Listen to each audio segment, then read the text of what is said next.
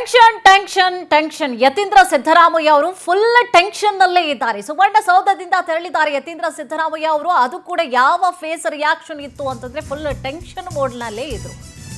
ನೋಡಿ, ಸಿದ್ದರಾಮಯ್ಯ ಅವರು ಅಂದ್ರೆ ಯತೀಂದ್ರ ಸಿದ್ದರಾಮಯ್ಯ ಅವರು ಫುಲ್ ಟೆನ್ಷನ್ ನಲ್ಲೇ ಇದ್ರು. ಸುವರ್ಣಸೌಧದಿಂದ ತೆರಳಿದ್ದಾರೆ ಯತೀಂದ್ರ ಸಿದ್ದರಾಮಯ್ಯ ಅವರು. ತರಾತುರಿಯಲ್ಲಿ ಮೊಬೈಲ್ ನಲ್ಲಿ ಮಾತನಾಡುತ್ತಲೇ ವಾಪಸ್ ಆಗಿದ್ದಾರೆ. ಯಾವಾಗ ಅವರ ತಂದೆ ಅಂದ್ರೆ ಸಿದ್ದರಾಮಯ್ಯ ಅವರು ಕಾರ್ನಲ್ಲಿ ಕುಳಿತುಕೊಂಡು ಹೋದ್ರು, ಅವಾಗಿನಿಂದ ಫುಲ್ ಟೆನ್ಷನ್ ನಲ್ಲೇ ಇದ್ದಾರೆ. ಏನು ಕೂಡ ಸ್ಟೇಟ್ಮೆಂಟ್ ಅನ್ನ ಕೊಡಬಾರ್ದು, ಹೇಳಿಕೆಗಳನ್ನ ಅಂತ.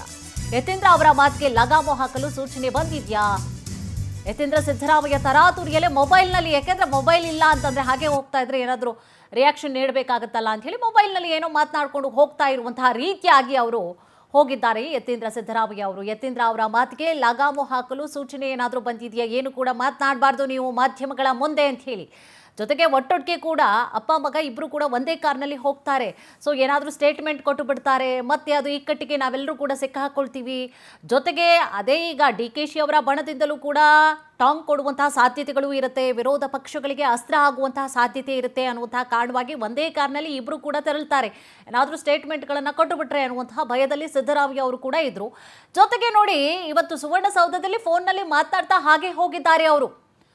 ಫೋನ್ನಲ್ಲಿ ಮಾತನಾಡ್ತಾ ಇರುವಂತಹ ರೀತಿಯಾಗಿ ಅವರು ತೋರಿಸ್ಕೊಂಡು ಹಾಗೆ, ಯಾಕಂದ್ರೆ ಇಲ್ಲಾಂದ್ರೆ ಮಾಧ್ಯಮಗಳು ಕೇಳುವಂತಹ ಪ್ರಶ್ನೆಗಳಿಗೆ ಅವರು ಉತ್ತರವನ್ನು ಕೊಡಬೇಕಾಗತ್ತೆ. ಸೊ ಆ ಒಂದು ಕಾರಣವಾಗಿ ಅವರು ಫೋನ್ನಲ್ಲಿ ಮಾತನಾಡ್ಕೊಂಡು ಹೋಗಿರುವಂಥದ್ದು. ಜೊತೆಗೆ ಮುಖ ಕೂಡ ಟೆನ್ಷನ್ನಲ್ಲೇ ಇತ್ತು.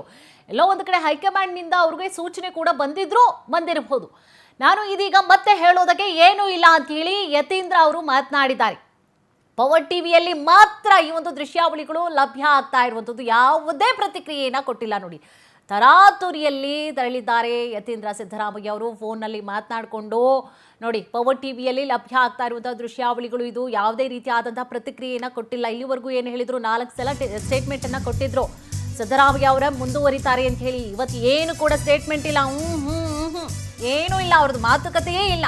ಅಧಿವೇಶನ ಸಂದರ್ಭದಲ್ಲಿ MLC ಯತೀಂದ್ರ ಅವರು ವಾಪಸ್ ತೆರಳಿದ್ದಾದ್ರು. ಯಾಕೆ ಅಧಿವೇಶನ ಆಗ್ತಾ ಇದೆ ಒಳಗಡೆ, ಯಾಕೆ ಹೋದ್ರು ಇವರು?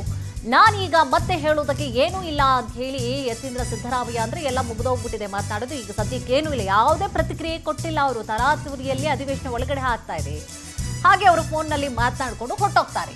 ಯತೀಂದ್ರ ಅವರ ಮಾತಿಗೆ ಲಗಾಮು ಬಿದ್ದಿದ್ಯಾ? ಹಾಗಿದ್ರೆ ಹೈಕಮಾಂಡ್ನಿಂದ ಸೂಚನೆ ಸಿಕ್ಕಿದ್ಯಾ ಅವರಿಗೆ, ಅಥವಾ ಅವರ ತಂದೆಯಿಂದ ಸೂಚನೆ ಸಿಕ್ಕಿರಬಹುದು ಒಂದು.